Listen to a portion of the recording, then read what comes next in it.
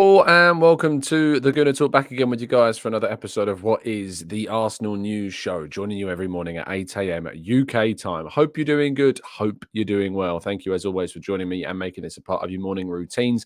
It is very much appreciated. I hope you've had a good week so far. I hope that things are going well and that you are making your way quickly, swiftly, and as happily as possible through this international break. And I have to say that I think that we're doing a great job here, because for 2 days in a row, we have managed to hit that 1,000 mark milestone, which is just amazing. It means that around less than 1 in 10 people that watch the video are pressing the like button, which is in YouTube terms quite incredible. So a massive thank you to everyone that's continued to do so.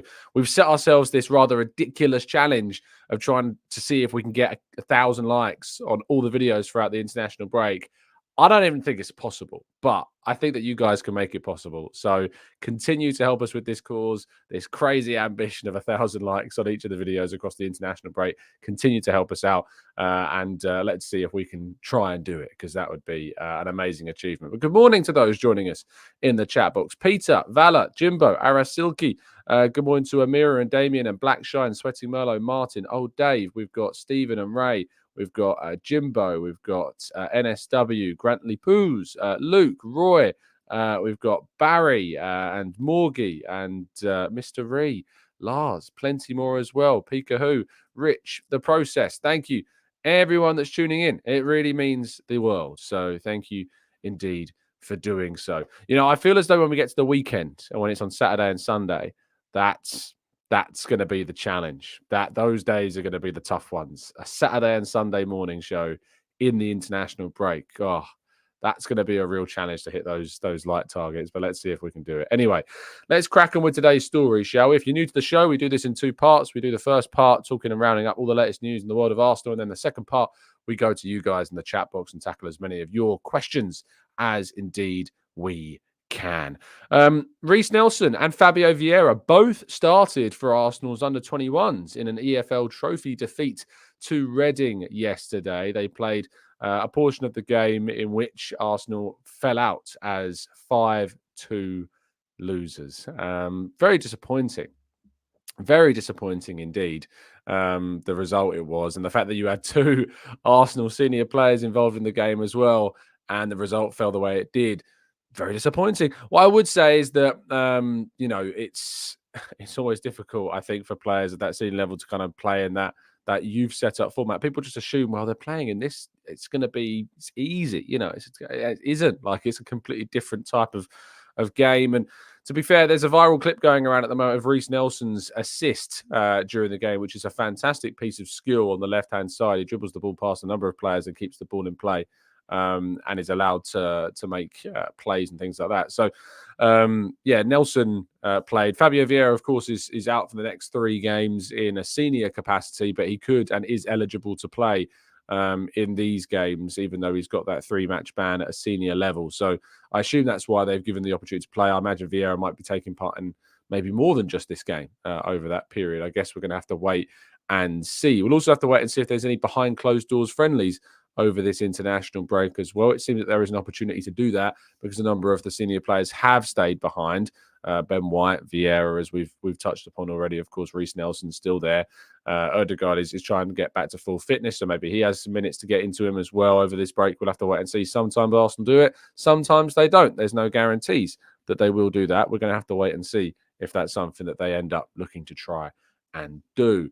Arsenal are said to be keen on potentially hijacking a Ruben Neves deal, according to Alex Crook of Talk Sport. Newcastle are the side that have been the most interested in Ruben Neves, of course, playing currently in Saudi Arabia. However, on the 21st of November, Premier League clubs are set to vote on a potential ban of transfers from clubs to other clubs, which, of course, have their links and associations at ownership level. And because Newcastle are owned by Saudi Arabian investors, it would mean that they aren't able to buy or loan or get involved in transfers with clubs that are owned by the same people. It would obviously mean that Arsenal's deal for Austin Trusty would not be able to have happened either, because Stan Kroenke, who is obviously the owner of KSC, own Colorado Rapids, of which we signed previously. But you can probably assume that this isn't the same. Now, don't expect this ban proposal to be immediately kind of agreed to. Manchester City have absolutely no interest in this situation because if you think about it, they've got their City Football Group, of which their ownership own a number of clubs around the world. I think it is just purely loans. I would need to do some more digging into it. But then you've also got Brighton and Sheffield United have got clubs in Belgium that they've got associations to. You've got Chelsea, of course, with Strasbourg as well. I don't know how this would impact those types of clubs. It's certainly one that needs to be researched a little bit more. But what we do know is that the Newcastle Saudi Arabian links, because of the ownership crossovers, it would stop that Ruben Neves loan. And so therefore, Arsenal would have a more comfortable run at trying to secure a deal for the Portuguese international. It's certainly a deal just on the player himself. I think Ruben Neves on loan in January would be a fantastic deal for Arsenal. I think it would add a lot of quality and depth and what we need into that midfield area, and probably add significant quality to the midfield. So yeah, I'm very much behind the idea of signing Ruben Neves on loan if we could do that in January, because I think it would be a very smart one for the Gunners to do. So let's wait and see what happens. Arsenal are set to apparently test Aston Villa's resolve for Douglas Luiz in January. Very interesting to see what happens in that regard.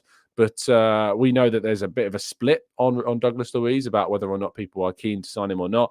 I've said that I've got an open mind to it, although I think that there are better potential options out there. And I do think that the money that Aston Villa would ask for Douglas Luiz is going to be absolutely mental. I think you're going to be looking upwards of £50 million to try and sign Douglas Luiz from Villa. So it's difficult to see Arsenal sorting that deal in January. But John Cross reporting there that Arsenal are expected to test the resolve of Aston Villa, even though they have no intention of selling the player.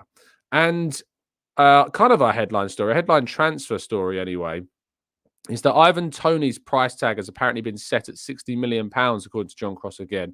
However, this price could rise to as high as £100 million, depending upon the bidding process that goes on for the player. We know that Chelsea are also interested in Ivan Toney as well as Arsenal.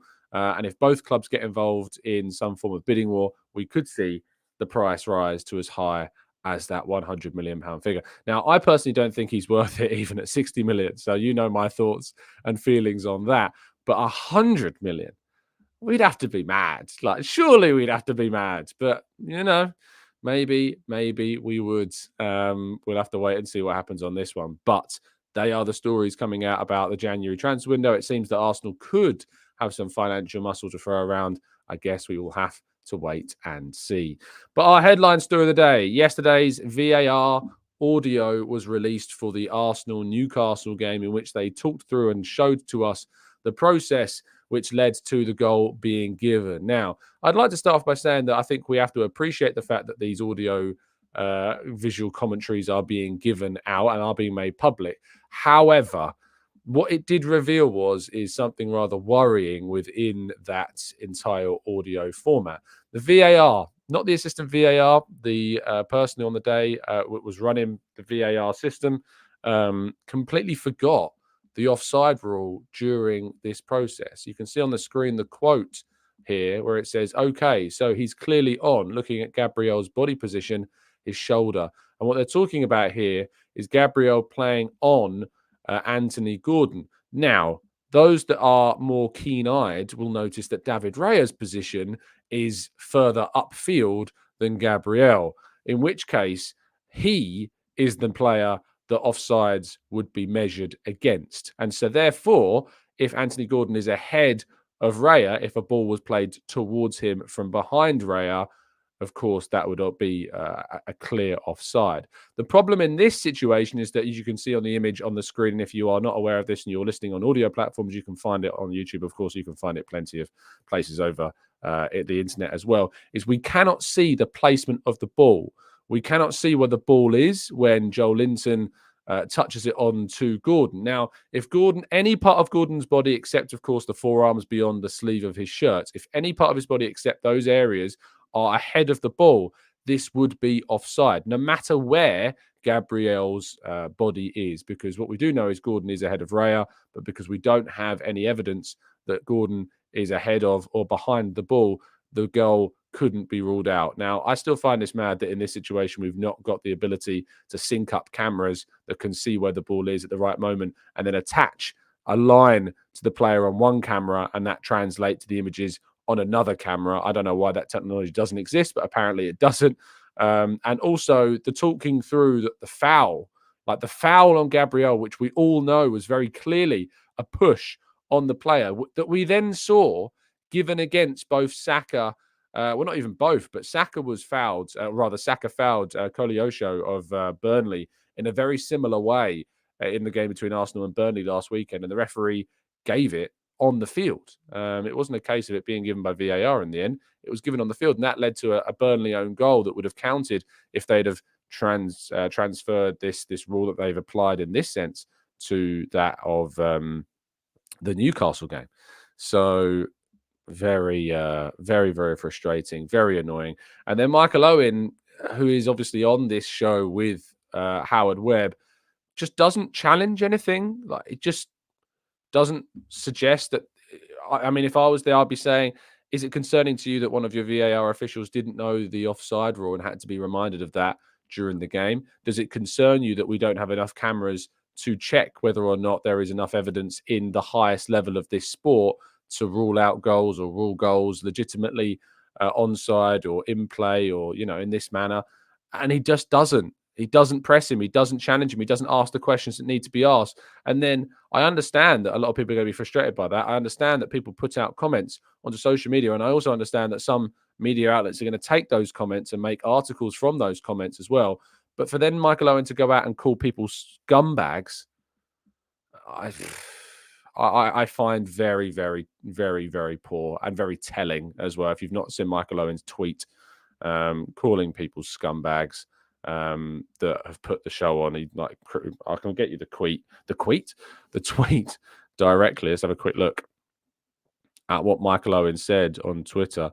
But it was in response to an article from the Daily Mail, which highlighted a number of Twitter responses from the show as well, which included, of course, himself and Howard Webb. So looking down his Twitter feeds, if my internet wants to work, he says, "You're just scumbags, always have been. Trawl through a load of messages until you find a couple of negative ones and then create an article. Most people thought the show was insightful and educational, which is our aim." Now, what I would say is that I don't think it's a couple of negative ones. I don't think there is a couple of negative ones at all, because it's a lot. There is a lot of tweets, a lot of complaints, a lot of frustrations at this show. There's a lot of frustrations at the lack of challenge towards Howard Webb from Michael Owen. And yes, I agree with him to a degree that it is insightful and it's an opportunity to hear from Howard Webb in these situations. But let's not pretend that it's only a couple of people that are taking umbrage with how this show is going about and the things that aren't being discussed and things are being glossed over, like this clear mistake and clear worrying insight into a lack of knowledge about the offside rule from one of the VAR officials here. So, yeah, whilst I don't agree with any abuse that is certainly being sent to Michael Owen or anyone else, you don't want to stoop down to his level of abusing back by calling people scumbags. Yeah, very frustrating indeed. But that's all of today's stories. So we're going to move to part 2 now, and your questions, and get your thoughts on anything we discussed and more right after this.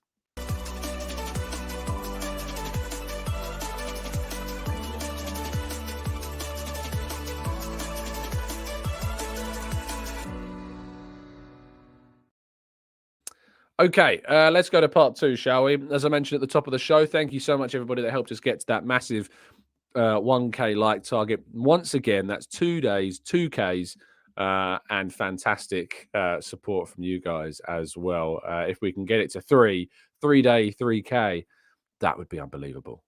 So let's try and help out the channel. Let's try and see if we can push this through. The International Break Challenge is still underway. We are still trying to do it. It's an amazing achievement if we can. So let's keep pushing forwards. Let's keep trying to support and get those likes up in the smash the like button, as they say. So there you go.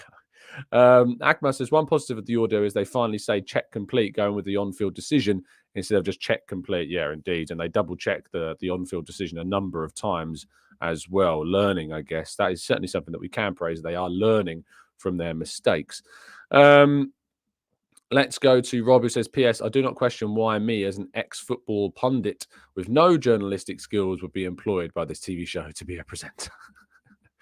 Maxavia says, let's not forget that 1 point is currently costing us the joint top position when we moved into the international break. And had we, of course, been, on that 1 point, we would be joint top of the Premier League table as well. And had maybe we've got the decisions that we should have done against Chelsea, had we have got the decisions that we got last season against Brentford, who knows where we would be? Who knows if we'd even be a Premier League title winner already?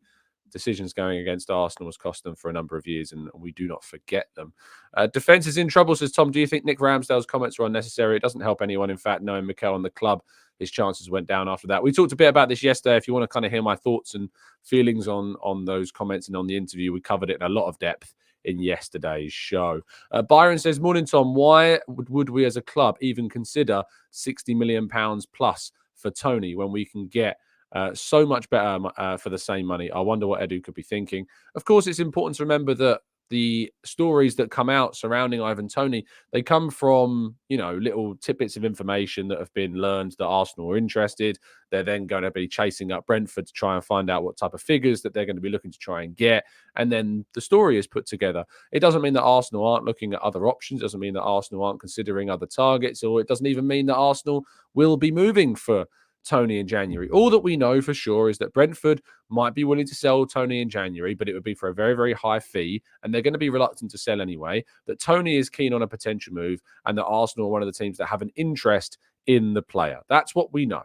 So you can put all those things together, and if I'm thinking of them like you think those spinning clay things that you've got to kind of mold the shape of the vase. You can spin all these stories and these bits of information together and get it into a complete story by the end. But it doesn't mean that isn't going to fall apart if something else comes along as well. So it's certainly worth always considering that there's more to these stories than just what gets reported. The tip of the iceberg, I like using as a bit of an analogy, is that what we hear is usually the tip that's on the surface, and then underneath the water is a massive, massive convoluted story of far more things that are going on. Derek says, Tom, do you think the Neves deal is possible? I think he would be an ideal signing in a midfield with Rice and Ødegaard to be fire. I do think it's possible, yes. It does depend upon this vote that's going to be taking place in a week, just under a week's time, on the 21st of November. A very special date, that. I don't know why. Something must be happening that day. But yes, certainly there is possible. It's feasible that Arsenal could sign Neves on loan in January. Shane says, Tom, which pairing would you prefer, Rice and Partey or Rice and Neves? Well, a fully fit Partey, of course, I'd prefer. But Neves is still very, very good indeed for Arsenal to potentially have. Mike says, okay, in light of FFP, make the choice: 30 million to buy Raya, or let him go home and use that money to buy a CDM. Which moves the needle more? I think it depends on who the defensive midfielder is, because if you think about it, like at the moment, whoever you sign defensive midfield, are they going to be better than Partey? Well, no. But the problem is that Partey isn't fully fit, and he's rarely available for us at the moment, it seems, and he's continuously facing these problems. So does signing a CDM change things? Yes, but Raya does push the needle a little bit more than what we have with Ramsdale right now, and the stats certainly back that up. So it's a difficult question. It's not as easy as you might think. What would I rather do? I think that £30 million could be better spent in midfield, and I think that we've already got a goalkeeper that is very good, but I don't think that's what Arsenal will end up doing. Let's go to Ray Beam says, TC, Ramsdale's lack of focus comments couldn't come at a worse time. Do these guys not have agents, etc., advising them? This comment was made some time ago. I don't think this is a new comment that has popped up. I'm pretty sure that this is a comment that has been brought up again from some time ago. I think that this comment is being taken way out of proportion. I saw a great tweet from Rory Talks Football on Twitter, who's obviously a friend of the channel, has been on with us as well, produces some great shorts content on his TikTok and things like that. I thought it was a great comment. Do you know actually that the concentration span of what a human being actually is? It's 10 to 15 minutes. That's how long a person can concentrate on a single task. So when he's saying that he can't concentrate for 90 minutes, he's not talking as an outfield player. He's not talking as a defender or a midfielder, he's not talking about when he's on the ball. That's what I think the convolution is there. I think people are conflating this to like when he makes mistakes in goal. I saw a video going around of him being like distracted by something that was on the field, something that was moving. I think it might have been a bird on like to the left of his goal. Now, people are like pointing out and saying he's being distracted by this thing on the field before we then concede. I think it's against Southampton. But if you actually watch the clip, his positioning is fine. He's in the right place. He's then focusing on the ball when the ball gets played through to the forward, and he doesn't get the shots very good. And it's going to beat 99.9% of all goalkeepers that there are, unless there's some kind of freak ability to preempt where the ball is going to go perfectly to get a hand to it. Which in this situation, it was just a good finish and a good goal. But it's really quite kind of crazy. Omar says 15 minutes only. I don't think this can be correct, Tom. Yeah, I mean, feel free to do some research into it, but a human being could only concentrate on a single task for 10 to 15 minutes without taking a break. And so when he says that there are times where he loses focus and he has to get involved with the crowd a bit, as a goalkeeper, and especially one that playing for Arsenal, there are times when you are not doing much whatsoever. That sometimes in games, you think about the Bournemouth game, you think about the Burnley game, you think about the PSV game. Raya had to do very little during these games. I know Raya made a very good save in the Burnley game in the first half, but beyond that, he didn't have to do all that much, to be honest. And there are going to be really extended periods where goalkeepers are just standing around. So I think this comment has been taken way out of proportion. Really, really far out of proportion, and is being used at the moment to kind of batter Ramsdale.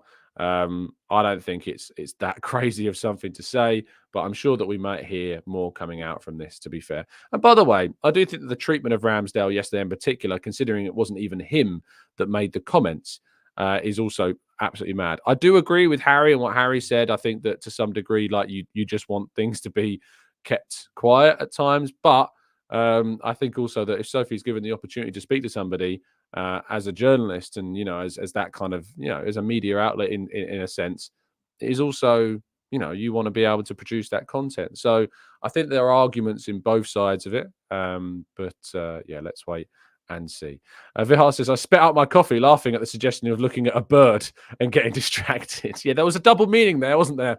But genuinely like a thing with wings, like is what I'm discussing. There was a bird on the pitch and he kept on looking at it. And in some senses, you're like, you don't want the bird to get scared and like fly across your vision in some way. So I guess he's kind of looking at it to make sure that it's not going to do anything to prevent him from being fully focused on what's going to happen next. But yeah, that is what I meant. A genuine like animal bird. Not the other kind. Rob says, do we make a profit in January from a goalkeeper? 30 million on Raya is a question of void because Ramsdale gets sold for more than 30 million and then we make profit and FFP is positive in January's, meaning more signings. It's not as simple as that because obviously we paid money for Ramsdale as well. So it's not like we're selling we're selling Ramsdale without having paid anything. But amortization doesn't work that way. Obviously, we paid for Ramsdale in 2021 on a 5-year contract for 30 million-ish pounds. So that's what, 7, how do you split that between 5? Is it 6.6 million reoccurring? So over 5 years. So over 2 years, we've paid 13.2 we've paid ish, 13.2 reoccurring. I think we've paid for Ramsdale so far in those 2 years. By 2024, it'll be another 18.8 that we've paid. So therefore, there was kind of 12 million pounds left to pay on that, if you like. It's finances are hard, guys. That's why I have an accountant. Really, really difficult to work out. Fuad says, Tom, do you think it is sustainable for games to last nearly 100 minutes per match? With the number of injuries now occurring, particularly hamstrings, it's mad how bad it's getting at the moment. And ultimately, the answer is no. I don't think it's sustainable. And these injuries are going to keep on happening because players are being overworked and overplayed. And because of that, we're going to continue to see strategies attempted to be put in place, like bigger squads. And we're going to see things put in place like extra substitutions like we already have.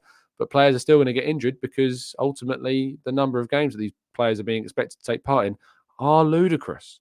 Absolutely ludicrously high. So very difficult one indeed. Craig says, Craig Burley, Stephen Nichols and Frank LeBeouf, ESPN talked again about the decision and they haven't changed their mind as clear foul. A lot of people haven't changed their minds about it being a clear foul from that VAR situation, Martin. That's because I'll give you a clue. it was a foul. So there you go. Maximilian says, hi, Tom. Your thoughts on Juventus monitoring the progress of Charlie Patino and possibly interested in him? Do you think he has a future with us? It's difficult.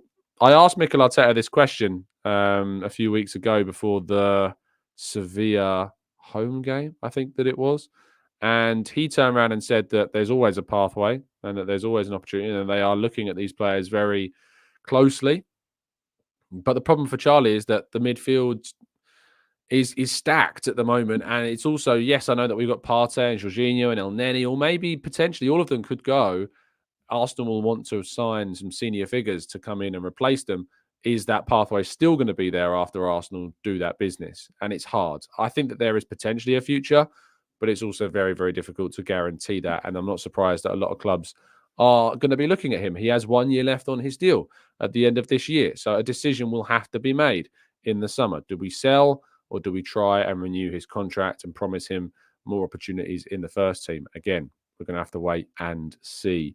Let's go to Amira says, any chance on speaking on fans saying he's so ADHD? I know that your job is not to, I know it's not your job to educate fans, but can we please stop using mental illnesses to describe ADHD? Is that the right way of describing it? I'm not sure. I mean, I'm not educated enough myself to know if that's the right way to put it. I know a lot of people that have got ADHD, and I'm not sure that they appreciate it being called mental illness, to be honest. I know that you're not coming from a place of trying to insult them, and I know what you're trying to do by asking that question is actually to raise awareness to stop saying that. But I would say that I don't think people with ADHD would appreciate it being called that. But what I will say is that yes, people should stop saying things like that because it is not helpful at all. So yeah, please don't do that. And please, I think I'm right in saying don't refer to that as a mental illness because I don't think that that's very fair or accurate either. Mark Stromberg says, back to Newcastle, you think the result might have been different on the Guimaraes and Joel Linton fouls if the ref had looked at the monitor rather than leaving the calls to the those in the booth? Yes, I think that had we have been given the opportunity for the referee to see that incident, then maybe there would have been an issue. Paul says it's a neurological disorder. Well, there you go. And I think if that's the right way of putting it, then there you go. And I hope I've covered that as accurately as I can. Vijay says, from Ramsdale's perspective, considering that he moves on, no top teams in the Premier League need a goalkeeper. Bayern Munich might be a good spot for him to be happy once again. And Bayern Munich are looking at other goalkeepers. I would be very surprised if Bayern Munich haven't been looking at the Ramsdale situation. Chelsea has said to have an interest. He wants to move forwards. I don't think he's going to want to go to a club further down the Premier League table. He's going to want to keep his the age that he's at.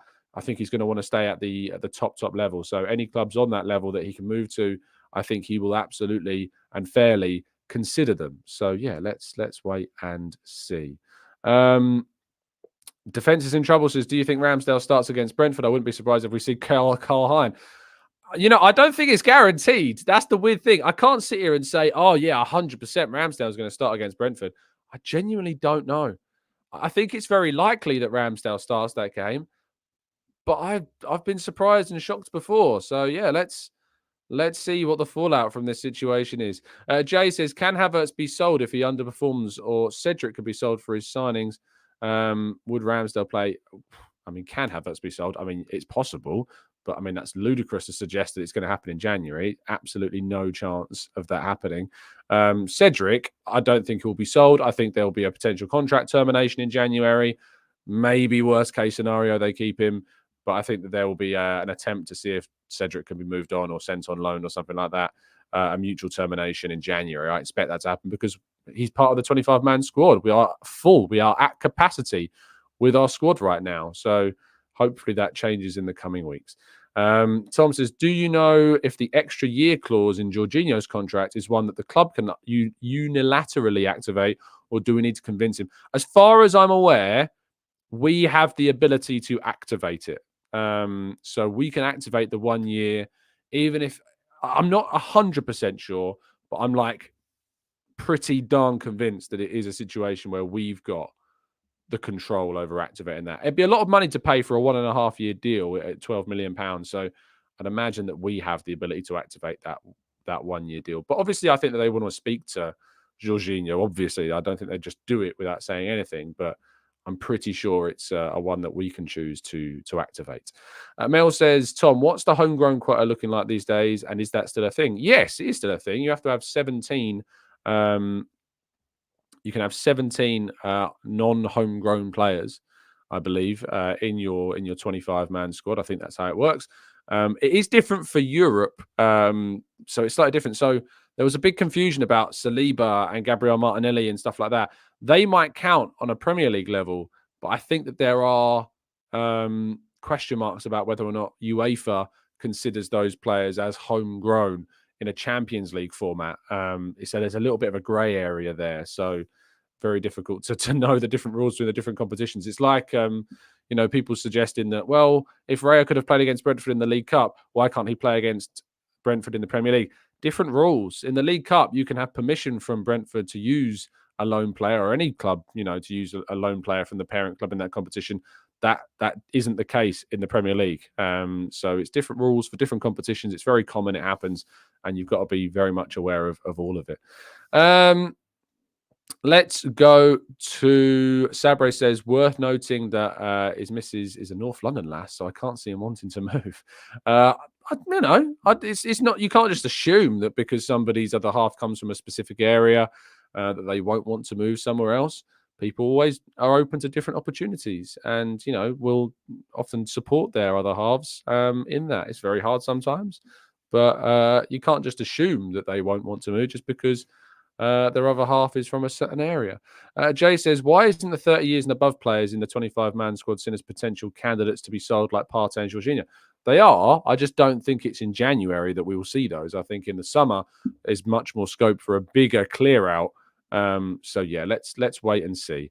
Derek says, Tom, I've seen a link to Martinelli starting at 9 for Brazil, and also Big Gabby smashing Endrick as well. I've not seen that myself. I have seen the Martinelli thing at striker, but I've not necessarily seen if it happens. Their game, let's have a quick look.